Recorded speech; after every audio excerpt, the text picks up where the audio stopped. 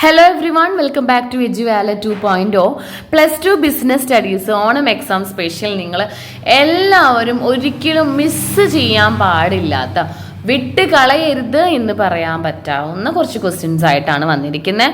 കാരണം എന്താണെന്ന് വെച്ച് കഴിഞ്ഞാൽ ഈ ക്വസ്റ്റ്യൻസ് നമുക്ക് എസ് എ ടൈപ്പ് ക്വസ്റ്റ്യൻസ് ആയിട്ടാണ് പോവുക. എസ് എ കാറ്റഗറി എന്ന് പറയുമ്പോൾ above short S A type ഉണ്ട്, അതുപോലെ ലോങ് എസ് എ ടൈപ്പ് ഉണ്ട്. 8 മാർക്കിൻ്റെ ക്വസ്റ്റ്യൻസ് ആയിട്ടും 5 മാർക്കിൻ്റെ ക്വസ്റ്റ്യൻസ് ആയിട്ടും നമുക്ക് ഉറപ്പിക്കാൻ പറ്റാവുന്ന ഒരു 5-6 ക്വസ്റ്റ്യൻസ്, അതും ഫ്രം ഫസ്റ്റത്തെ 5 പാഠങ്ങൾ. ഏറ്റവും ഫസ്റ്റത്തെ 5 പാഠങ്ങളാണ് നമുക്ക് ഓണം എക്സാമിൻ്റെ പോർഷൻസ്. ഒരുപാട് കുട്ടികൾക്ക് സംശയമുണ്ട്, അല്ല മിസ്സേ ഞങ്ങൾക്ക് 4ാം പാഠം എത്തിയിട്ടുള്ളൂ, ചിലർക്ക് 6ാം പാഠം എത്തിയിട്ടുണ്ട്, ഞങ്ങൾക്ക് ഫുൾ പോർഷൻ എടുക്കുന്നത് വരെ എന്ന് പറഞ്ഞിട്ടുണ്ട്.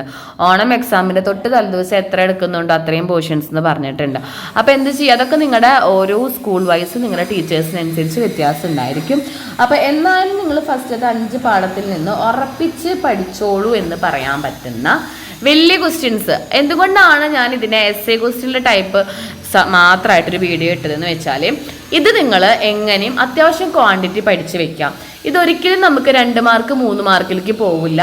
നമുക്ക് 5, 6, 8 ഈ ഒരു മാർക്കിൻ്റെ ഉള്ളിൽ തന്നെയാണ് ഇത് കിടന്ന് കളിക്കുള്ളൂ. ഓക്കെ, അപ്പോൾ നമുക്ക് ആ 5 പാഠങ്ങളിൽ നിന്ന് നിങ്ങൾ ഒരിക്കലും ഒഴിവാക്കാൻ പാടില്ലാത്ത കുറച്ച് ക്വസ്റ്റ്യൻസ് നമുക്ക് നോക്കി വെക്കാം ഏതൊക്കെയാണെന്ന്.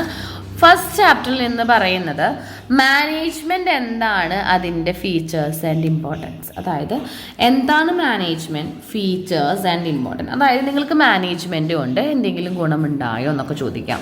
അതായത് നമുക്ക് പല രീതിയിലാണ് ചോദ്യം വരിക. ചിലപ്പോൾ പറയും നിങ്ങളുടെ ഫ്രണ്ട് മാനേജ്മെൻറ്റിൽ ഒരു മാനേജർ പോസ്റ്റായിട്ട് നിങ്ങളുടെ ഫ്രണ്ടിന് ജോലി കിട്ടി, അപ്പോൾ എങ്കിൽ ആ മാനേജർ ആസ് എ മാനേജർ എന്തൊക്കെ അയാൾക്ക് ചെയ്യേണ്ടി വരും, അതുപോലെ മാനേജ്മെൻറ്റിൻ്റെ പറ്റിയിട്ടുള്ള കാര്യങ്ങൾ നിങ്ങൾക്ക് പറഞ്ഞു കൊടുക്കാൻ സാധിക്കുമോ എന്നൊക്കെ പറഞ്ഞിട്ടാകും ക്വസ്റ്റ്യൻ വരിക. 8 മാർക്ക് ഇടും. അപ്പോൾ എന്താണ് മാനേജ്മെൻറ്റ്, ഫീച്ചേഴ്സ്, ഇമ്പോർട്ടൻസ്, മാനേജ്മെൻറ്റ് ചെയ്യുന്ന ഗുണങ്ങൾ. എന്താണ് management? Is an art of getting things done through others. അല്ലേ, മറ്റുള്ളവരെ കൊണ്ട് നല്ല രീതിയിൽ പണിയെടുപ്പിച്ച് നമുക്ക് നല്ല റിസൾട്ട് കിട്ടാം. ഓർഗനൈസേഷണൽ ഗോൾ അച്ചീവ് ചെയ്യാനും കോസ്റ്റ് റെഡ്യൂസ് ചെയ്യാനും നമ്മുടെ എക്സ്പാൻഷനും ഗ്രോത്തിനും എല്ലാത്തിനും മാനേജ്മെൻറ്റ് വളരെയധികം ഹെൽപ്ഫുള്ളാണ്.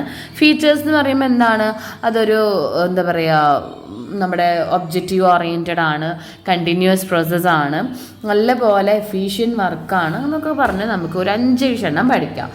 ദെൻ ഫസ്റ്റ് ചാപ്റ്ററിൽ, ഇത് നമ്മുടെ ഫസ്റ്റ് ചാപ്റ്റർ ആണ് കേട്ടോ, ഫസ്റ്റ് ചാപ്റ്ററിൽ നിന്ന് തന്നെ ലാസ്റ്റ് പോർഷൻ, സെയിം ചാപ്റ്ററിൽ നിന്ന് ലാസ്റ്റ് പോർഷനിൽ കിടക്കുന്ന ഭാഗമാണ് കോർഡിനേഷൻ. കോർഡിനേഷൻ്റെ ചോദ്യം എങ്ങനെ വരാമെന്ന് ഞാൻ പറഞ്ഞുതരട്ടെ. Coordination is the essence of management. Comment, അത്രേ ഉള്ളൂ.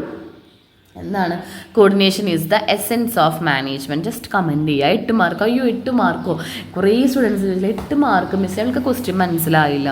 Coordination is the essence of management. എന്താണ് കോർഡിനേഷൻ എന്ന് പറയുന്നത്? മാനേജ്മെൻറ്റിൻ്റെ ഒരു എസെൻസ് ആണ്. അല്ലേ, നമ്മൾ ബിരിയാണിയിലൊക്കെ എസെൻസ് ഇടുന്ന പോലെ എന്താണ്, ആ ഒരു എസെൻസ് ഇട്ട് കഴിഞ്ഞാൽ ബിരിയാണി കംപ്ലീറ്റ് ഒരു മണം കിട്ടില്ല. അത് ഇട്ടില്ലെങ്കിൽ നമുക്കത് ബിരിയാണിയാണെന്ന് തോന്നും. ഇല്ല, അതേപോലെ തന്നെ മാനേജ്മെൻറ്റിൽ കോർഡിനേഷൻ ഇല്ലാതെ ഒരു രീതിയിലും നമുക്കത് എന്താവില്ല, ഒരു എഫക്റ്റീവ് ആവില്ല. അപ്പോൾ എന്താണ് കോർഡിനേഷൻ?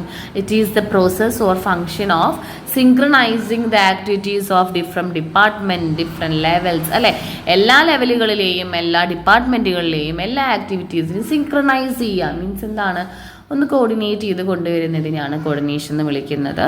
അതിൻ്റെ ഫീച്ചേഴ്സ് എന്താണ്? എല്ലാ ലെവലിലും വേണം, അത് കീ ടു അതർ ഫങ്ഷൻ ആണ്, സ്പെഷ്യലൈസേഷൻ കിട്ടും, ഒബ്ജക്റ്റീവ് ഓറിയൻറ്റഡ് ആണ്. അതിൻ്റെ ഇമ്പോർട്ടൻസും ഒരു 4 ഇമ്പോർട്ടൻസും 4 ഫീച്ചേഴ്സും പഠിക്കാം. അതേപോലെ നമുക്ക് സെക്കൻഡ് ചാപ്റ്ററിൽ ഷുവർ ക്വസ്റ്റ്യൻ എന്ന് വേണമെങ്കിൽ നമുക്ക് പറയാം. സെക്കൻഡ് ചാപ്റ്ററിൽ what are the 14 Fayol's principle.